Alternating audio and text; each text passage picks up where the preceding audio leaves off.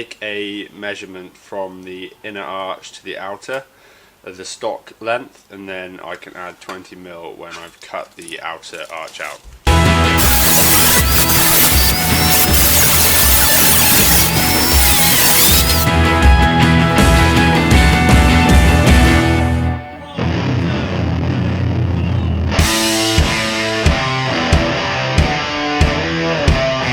This is going to be the cut line, so you can see the amount of extra suspension travel I'll have.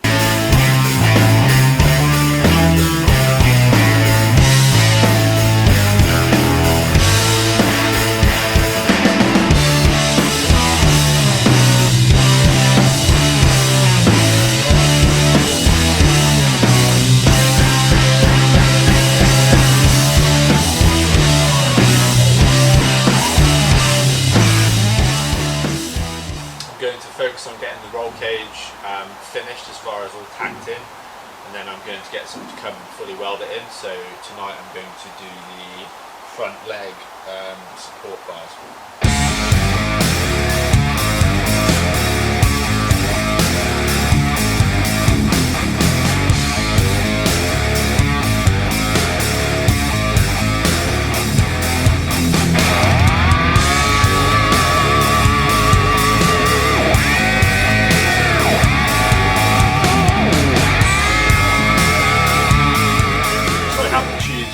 For both sides for the supporting brackets on the front legs.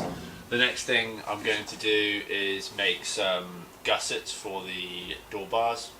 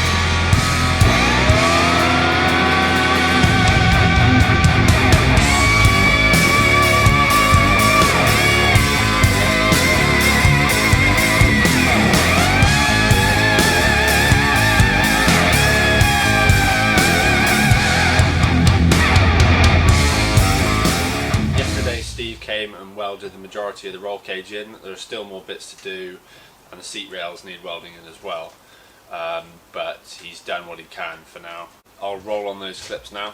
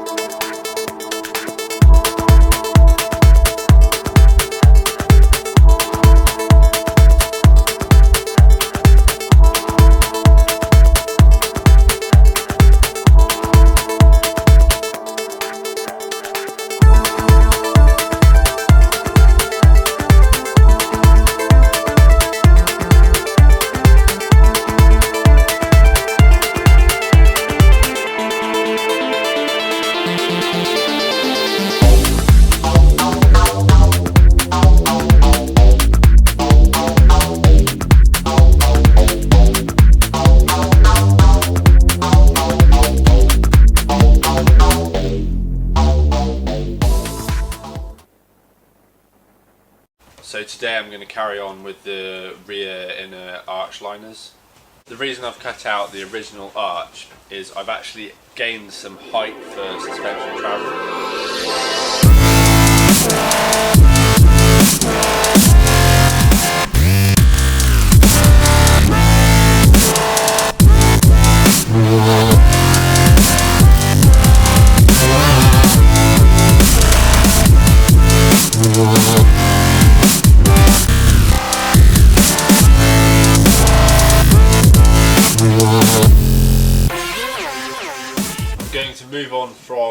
rear arches for now, and I'm going to focus on installing the seat mounts.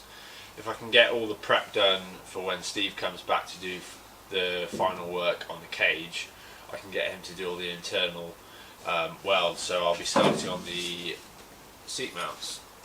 So I've put the car together in such a way that I can use the standard pedals from the Subaru. So the first thing I need to do is reinstall the pedals so I can see how far back I can mount the seat that's comfortable.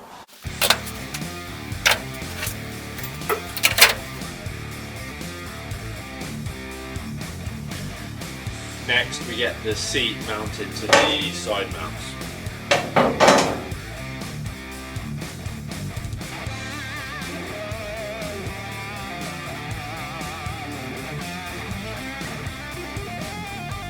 So as far as front and back goes, it's pretty much perfect. Yeah, pretty good amount of bend in the leg. Just to give you an idea, I would say that bolt there is about the centre of the car, front and back. So having the driver towards the rear is going to be a lot better for evening out the weight distribution. So that setup there and being able to reach the stock pedal position is actually a good result.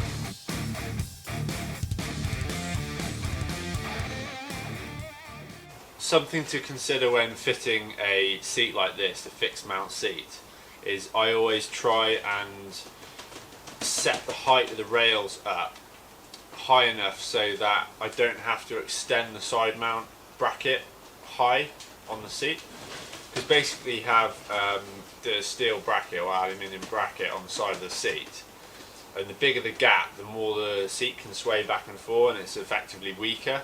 So if you can have the seat sat as low as it can, relatively as low as it can in the mount, then the mount is going to be closer to the rails in the car, and there'll be less flex, and you kind of feel more through the car.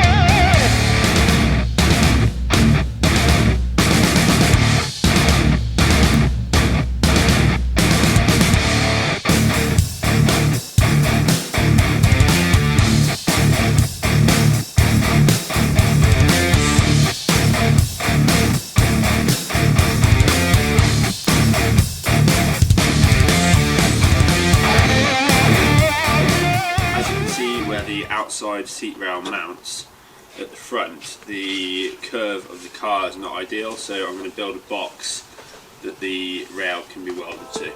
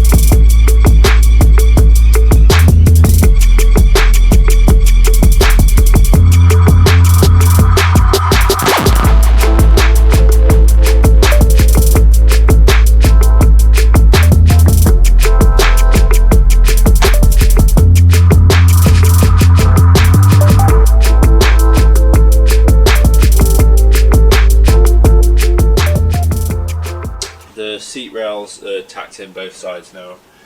As you can see, it's a really tight fitment for the tunnel, and obviously the seat to clear the sidebars.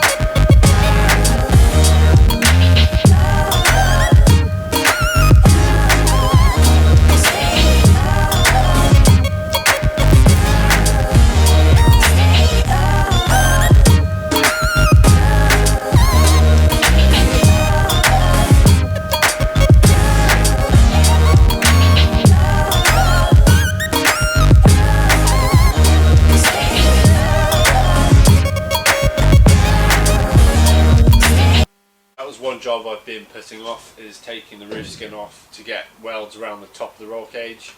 Now that Steve is coming to do some more welding, I've done that so he can hopefully finish the cage off and get it welded in fully. As you can see, there are areas where you literally can't get to with the roof skin on. The only other reason, or the only other way you can do it, is when you go to put the main hoop in and A-pillars, is to bring them off the step or off the feet themselves and weld the top in. However, this being a Subaru step in a Peugeot, there's actually not enough room to bring it off and down off the step, so taking the roof off is the only way to do it.